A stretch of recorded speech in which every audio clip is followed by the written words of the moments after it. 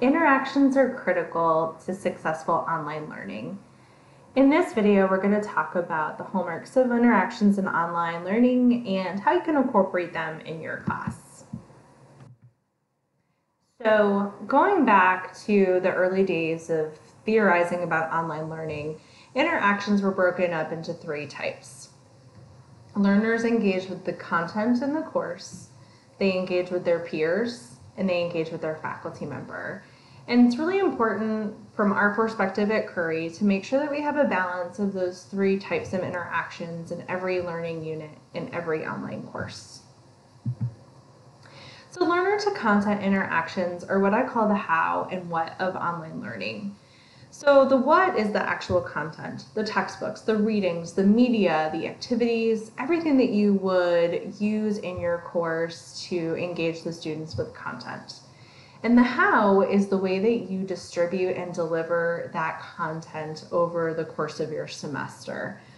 So it's important to keep a few things in mind. You want to have engaging and up-to-date materials. You want to have a mix of materials. So if someone's just reading all the time, that will be very boring.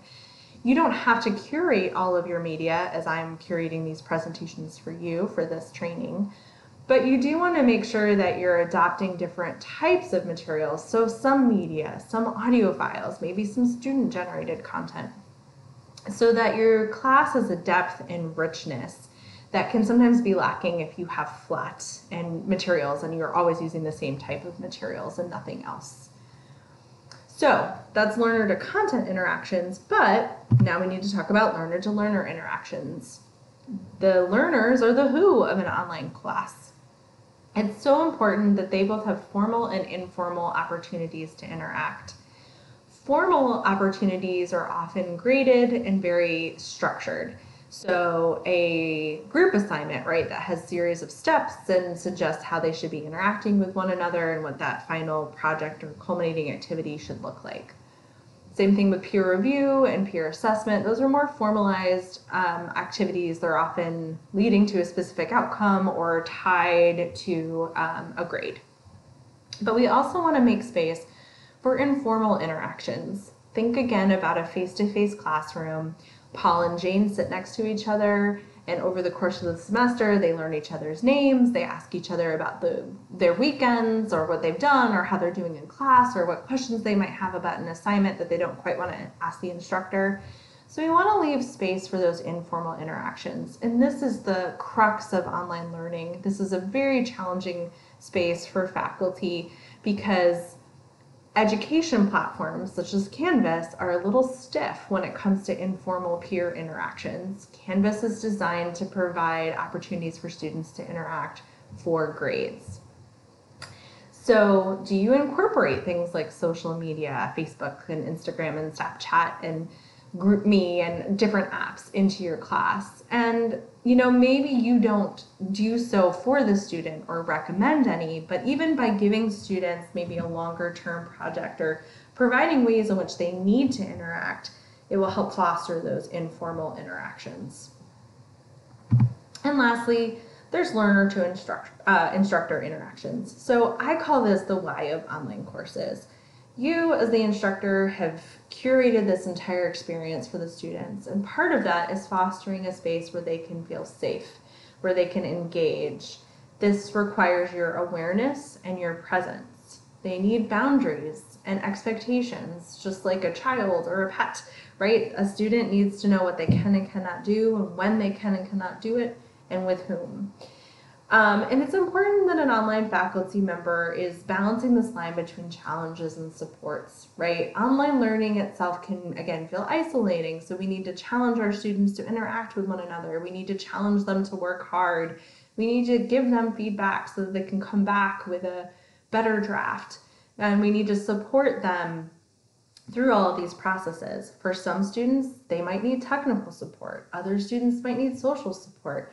Other students might need academic support. So we just need to be aware and make sure we're providing that right level of support when it's needed. So how are we going to tie this all together in an actual online course space? One suggestion is to use the Universal Design for Learning guidelines. So they have bucketed some thoughts around how you're going to provide content and diverse and appropriate content for your students, how you're going to allow students to act and express themselves, and then engage within their courses. Now, UDL principles are what some might call the 2.0 of online learning, in that sometimes framing your course design in these guidelines can feel really challenging at first. However, the idea behind universal design, and we'll look at this more closely in this learning unit, is that we're trying to reach such diverse learners who have diverse needs. And so by thinking about these 9 guidelines, we can hopefully provide the best opportunities for our students to succeed in our online classes.